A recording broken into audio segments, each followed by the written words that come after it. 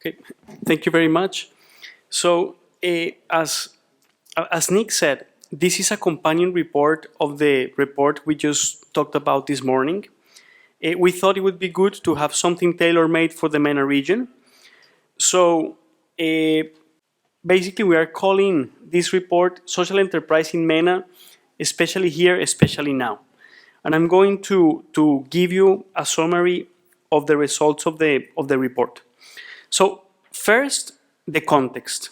So what's happening in the region? We started with that context also in the Trade Global Think Social. What we can see is that before 2011, poverty rates in MENA were low compared to other regions in the world. And actually, poverty rates were decreasing. Since the 1990s, it was kind of whether you measure it by $2 per day, $1.25 per day, poverty rates were decreasing. And at the same time, contrary maybe to what was happening in many countries in the world, is that in the MENA region, inequality as a whole was declining. So those were big achievements. What we saw is that part of this success was a social contract that was prevailing in the region, and that social contract had some elements. The first element is that the state was a big provider of formal jobs. The second is that the state would provide free health and education for the population and universal food and fuel subsidies. In most of the MENA countries, what that graph says is that they were spending between 10 and 15% of GDP to be able to sustain that social contract. Then you had very good indicators. Child mortality in MENA is the yellow, decreased very fast. I think very fast from the 70s to the 90s, and then it continued to decrease until the 2010. And education attainment. More kids were enrolled into school, more kids were actually making it into university. So those things, all good things. But then, yet, there was what we called the Arab Spring. We saw that revolutions in 4 countries, and there were protests in several others. So why? We started to ask ourselves why, and this is what people said. People said because of lack of voice and limited accountability, especially of governments. And when we see the indexes of voice and accountability, most of the MENA countries are below, not all, but most of them are below where they are supposed to be given their level of development in terms of voice and accountability. Also, we saw high levels of unemployment, especially about youth, and in some countries, especially about high skilled youth. So the social contract started not to work as good. We saw, MENA is the region with the highest unemployment rate in the world, and is the region with the highest unemployment rate among youth in the world. This is comparing MENA, the yellow, with other world regions. Then something interesting started to happen, is that since the early 2000s, there was a deterioration in the quality of public services. I don't know if you know, but even though there's a lot of spending on health, a lot of spending on education, the quality of the health system and the quality of the education systems in many MENA countries is not that performing. And some of these actually quality has been deteriorating.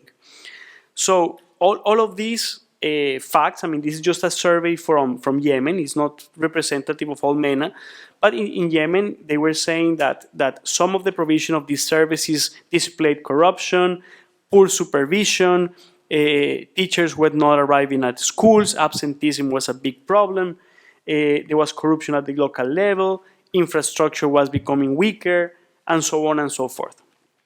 Then we saw what happened. Levels of satisfaction started to plummet, actually after 2009-10, especially about the middle class, and today we saw the geopolitics of the region.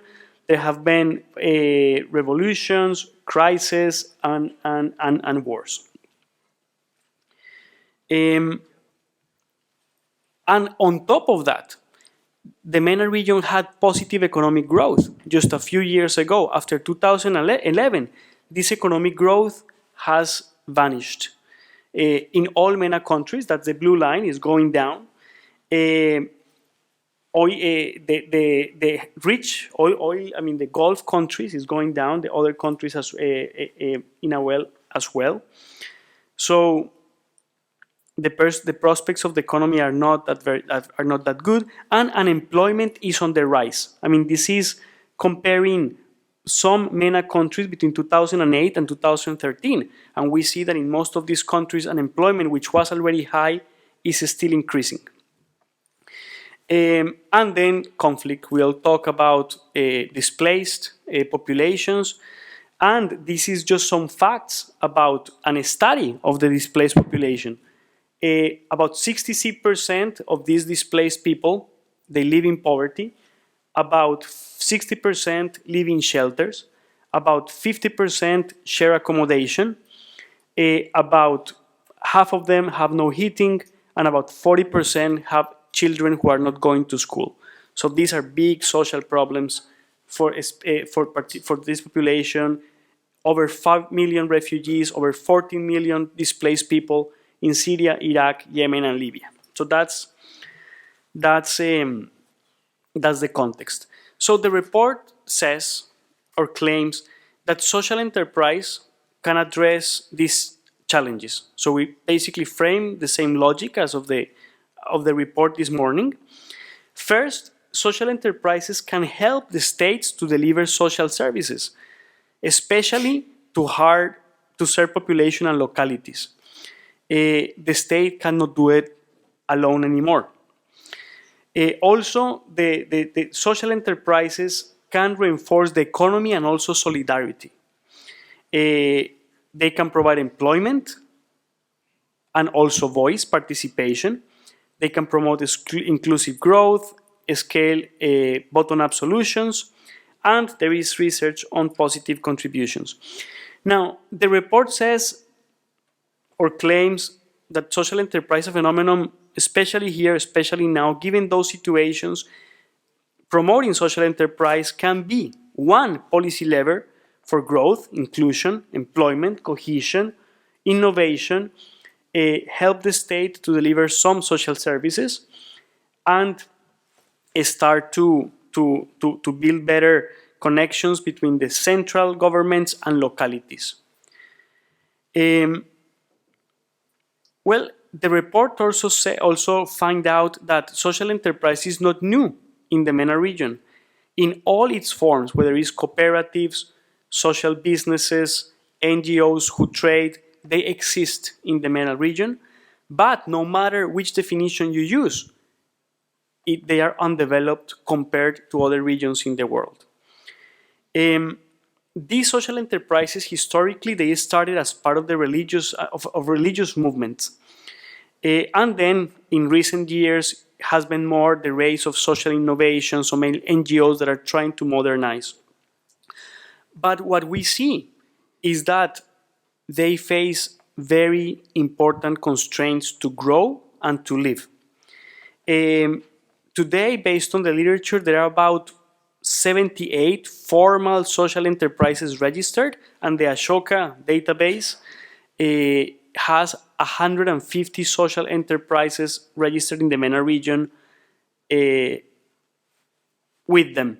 But if I compare only to one country, let's say Colombia, where I'm from, we have more than 300 social enterprises registered just there. And we're comparing a whole region with one country. So no matter what definition, the sector is small, given its potential. Then the report highlights some of the constraints. Why, if we have all these needs, why, if the public sector needs help, why, if there is all these gaps in service delivery, why is there why the sector is not more dynamic?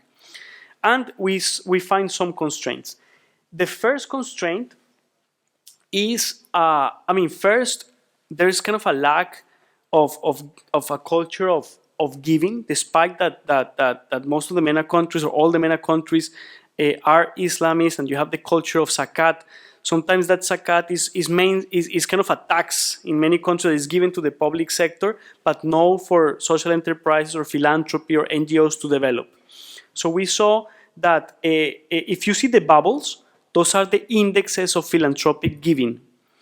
And we can see that especially in North Africa, those bubbles are very small.